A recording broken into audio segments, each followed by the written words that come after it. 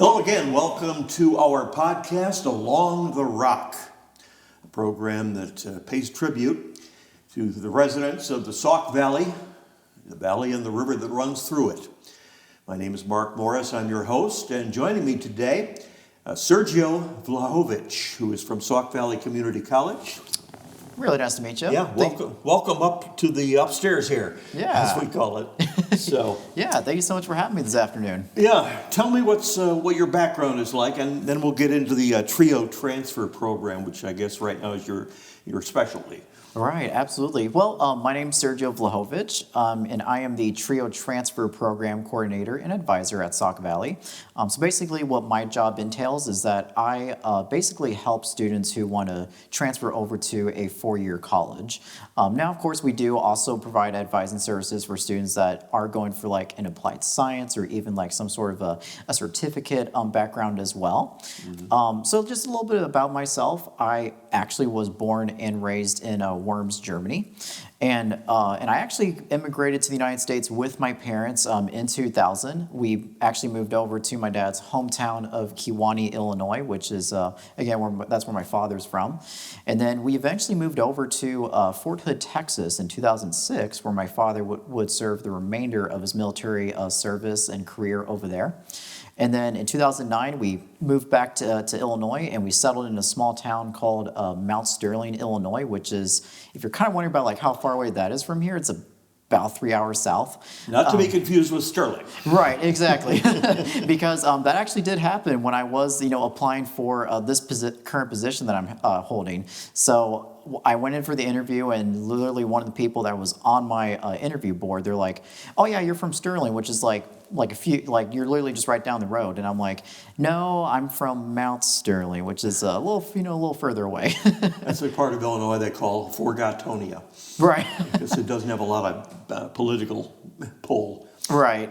But yeah, Mount Sterling, I think, is in Brown County. Yes, sir. And it has a prison there, too, I think. Yes, sir. The prison, and most importantly, it's actually the founding headquarters of Dot Foods Incorporation. Okay. Yeah, yes, sir. Yeah, and just, a little bit more about my background. So in 2020, I earned my bachelor's degree in history with a poli-sci minor. And then in 2022, I earned my master's degree in modern world history. And I actually wrote a master thesis on the refugee crisis that emerged from Nazi Germany during the 1930s. Wow. So you've not only been in a variety of places, but you have a variety of experience and educational background. Yeah, yes, sir. So what was it that interested you in this TRIO transfer program? Because, making the transition from a community college to a four-year college or university can be different, can be tough for some people. Sure. Oh, yeah, absolutely. One of the things that kind of stuck out to me when I was looking for other positions is because, one, when I was a grad student at Eastern Illinois University, I was a graduate assistant, and I helped a lot of undergraduate history students with like their writing, their critical thinking, and their analytical skills. And I will say this, I absolutely loved my graduate assistantship experience there at Eastern Illinois University.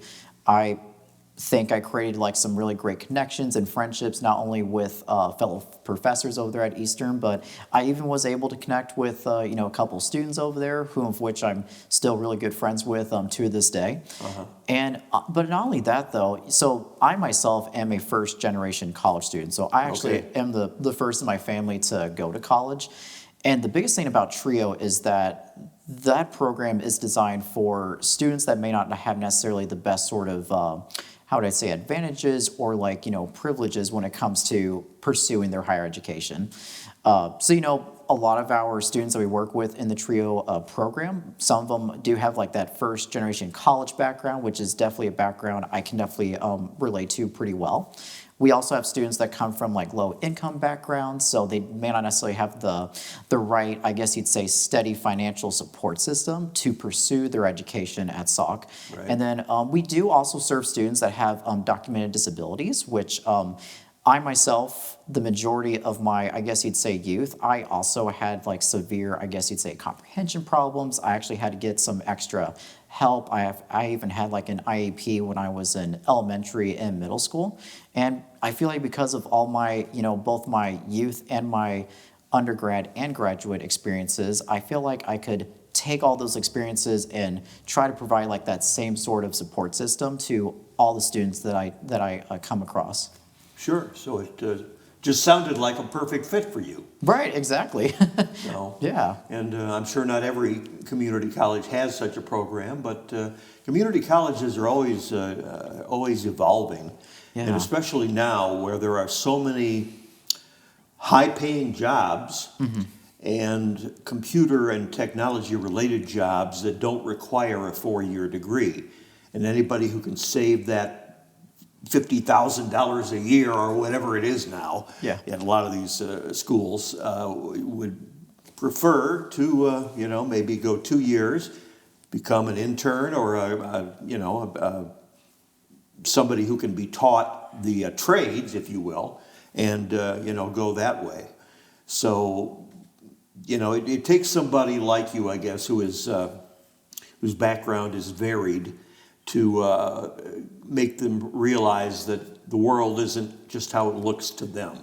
Right. There are a lot of other aspects of it that a community college can't even cover, and a four-year college or a trade school can make inroads.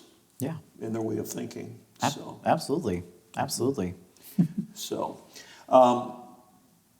what's your impression of Sauk? You haven't been here that long. Yeah, so I've been here at Sauk since May of 2023, and I will absolutely say I love the community here. Everyone has been so welcoming, very inviting. And I feel like, like I said, I've only been here for about a year and a half, but I already feel like that the Sauk Valley Community College, I guess you'd say, institutional community, I think they literally have, accepted me as, literally as one of them. And I do know for, I guess you'd say, whenever you go to like a new area, I do know sometimes new faces can, I guess you'd say, be a surprise to people. But like I said, I love the fact, I just really love the Sauk Valley area. It's very inviting. Something I also really like about the Sauk Valley area is that, for me personally, I'm not a huge fan of I don't like the big cities, but I don't necessarily like too small areas either. But I feel like Sauk Valley is just it's perfect. It's not too big and it's not too small either. It's literally just the way I like it. It's comfortable. Absolutely. And I'm Absolutely. guessing that, your dad being a military guy, Yes. you being, was it Army or? Yes, sir. Yep, U.S. Army. An Army brat, if you will. Yeah. I'm sure I'm not the first one to use that term. That it would be nice to be able to settle down somewhere for a while. Yeah, absolutely. And don't get me wrong, I will say, having that military background, I'm kind of used to being on the road and moving to different areas and stuff. And the reason I'm like that is because I feel like me as an individual, that's how I can sort of grow and develop. The more people that I'm exposed to with the different backgrounds, whether it's cultural, ethnic, racial, pretty much, anything else that you can kind of think of. I will say, again, I will say without that military experience, I probably wouldn't have made as many environmental transitions as I have, throughout, my life pretty much. So I definitely will, give my father, credit for that, for his, I guess you would say, is a tremendous sacrifice, for his country. Sure. But I also will say, something I will say as part of having that military background, I met tons of friends over down in Texas, but sadly, I was really young. And then the other thing is, too, I actually didn't know nothing about Facebook until years and years, until after I actually had moved out of the area. Uh-huh. But when I moved, it was 2009, and from my understanding, I think Facebook during that time was specifically used just for college students. At least that's the thing that I heard about. And then I think eventually, as I got older, when social media started to become a really huge, popular thing among, a lot of people, I finally was able to get my own Facebook account. And I will say, because of social media, I have been able to keep a lot of my contacts, both from my high school and my colleges. Though I do kind of sit back and I wish to myself, there's tons of people I wish I could have wish I would have stayed connected with when I was down there in Texas. But Sure. sadly, I wasn't really, really wasn't able to. But I will say that I'll never forget the experiences that I had while I was down there. Sure. You're forced to, but then, you get accustomed to it. Yeah. Well, tell me more about the job. What is your typical, if there is one, a typical trio student and a typical trio transfer day for you?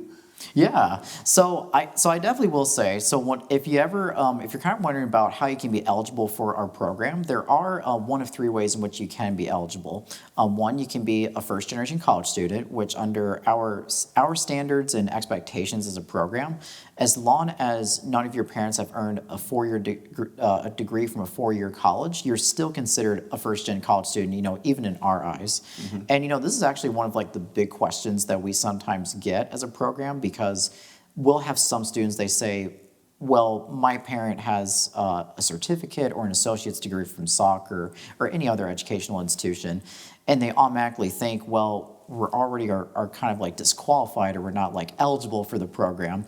But under our program standards, they technically are. So in fact, I think there's been a lot of research that has been done about this. Uh-huh. And I think they say about 90% of students over there in Sauk are actually, in fact, first-gen college students. So they actually are eligible for our program, but some of them actually don't even realize that they are. Yeah. And then another way you can be eligible for a program is if you do in fact come from a low income background, which is determined through our FAFSA application process. And then we also provide academic services for students that have documented disabilities. So this could be something like an IEP like you had in high school, to if you have some sort of physical, intellectual, or pretty much as long as you have some form of documented proof of a condition, we'll take that into consideration as well. And that's basically who the main students sort of serve if we're kind of looking at that typical trio student population. Mm-hmm. Because quite a few of those students, they don't, if they're the first in their family, they definitely don't know how to sort of approach the college lifestyle. They don't know how it works. Right, exactly. I mean, so some of them are probably thinking, oh my gosh, so I just take a couple classes throughout the week and then I have a bunch of free time. And one of the things I tell some of those students is that, well, yes, you have free time, but that's when you want to use that free time to start working on on your assignments into your class projects. Then we have some students, the ones that have the documented disabilities, they may not necessarily have the same sort of means as opposed to some of the more physically or even the more intellectually abled students. So we try to provide those students with the right tools and resources that's going to ensure that they're going to have that same level of success as opposed to any other student over at Sauk Valley. Okay. Yeah, absolutely. And then basically what I do is, so since I'm the transfer program coordinator, mm-hmm. one of my favorite things is that I actually orchestrate our campus visits. So we actually will go to pretty much any university that our trio students are interested in. And we will take that as an opportunity to show our students, what are some of the neat programs and the really neat services that these 4-year institutions have to offer. And, what I really love about these campus visits is that, for one, some of these students, they are thinking about transferring to a 4-year college, so they definitely are wanting to continue their education. But what's even more rewarding is that some of these students have never, left the Sauk Valley area, or mm-hmm. Some of them don't really know what their university options are. And sure. And to me, it absolutely is so heartwarming to me, because I'm an advisor and I'm taking these students over to these, universities where some of them may not even know that, some of these universities, have the programs that they definitely are looking for. And it's, again, it's a huge reward to not only me, but definitely to the entire program. Yeah, and Sauk, of course, is smaller and more comfortable to most people. Absolutely. Some of these universities are, 35,000 people. Right. That in itself, just walking up to one, especially during the school year, might cause you to turn around and say, well, maybe not this time. Right. So. Right. And and something else that I also do as a transfer advisor is that I will try to get in contact with other counselors from those four-year universities, and what we try to do is that we try to make sure that our students who are thinking about transferring, we try to create academic plans that's going to set them up to like a very successful and a smooth transition to that four-year college. Right. So we talk about things like, we create academic plans, which basically is a large blueprint that basically provides a list of classes, what classes that they need to take here at Sauk prior to transfer. Sure. So, and we also talk about things like prerequisite requirements. Some of these colleges, they will have extra graduation requirements, such as maybe they need like a foreign language requirement, or maybe you have to take like additional math or additional science classes. So yeah. And definitely the biggest thing that I will say about these, whenever I do talk with my students about transferring, because some of these students, they're kind of worried about, they may not necessarily be able to have that continued support system. And some of our students, specifically, they think, oh, TRIO, it's just like, it's only a Sauk Valley thing. But I actually, keep telling a lot of my students, I said, well, it's actually a federally funded program, which means it actually is a nationwide program. Now, I definitely do know that some institutions, they may not necessarily have a TRIO program, but they might have something, pretty close to TRIO. Right. So, perfect example at the University of Illinois Springfield, which is where I got my bachelor's degree, they have a really neat program called Necessary Steps, which is a program meant for first-generation college students. Okay. But I always tell students, if their four-year college, has a TRIO program, or if they have something pretty close to it, I always try to remind my students that, if you're, very happy with like the services that we offer here at Sauk Valley with the TRIO department, you can definitely get that continued support and guidance at your four-year university. Sure. Yeah. Sergio, this has been enlightening. Yeah, thank you. And, thank you for coming up, coming over. Hey, thank you so much for having me. You bet. Also like to thank our crew for making this entire program possible on a regular basis. And I'm Mark Morris. Hope you can join us again soon, next time, Along the Rock.